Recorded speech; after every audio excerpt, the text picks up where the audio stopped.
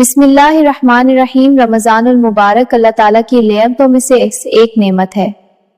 یہ رحمت، مغفرت اور جہنم سے نجات کا مہینہ ہے۔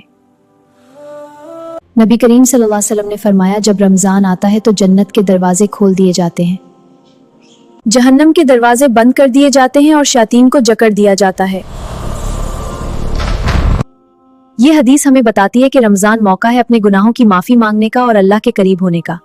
اس کے پچھلے گناہ معاف کر دیے جاتے ہیں۔ سبحان اللہ، کتنا بڑا انعام ہے صرف اخلاص کے ساتھ روزہ رکھنے پر۔ رمضان کا خاص وظیفہ۔ رمضان میں یہ مختصر مگر طاقتور وظیفہ روزانہ کریں۔ استغفر اللہ ربی من کل ذنب واتوب الیہ یا غفور یا رحیم۔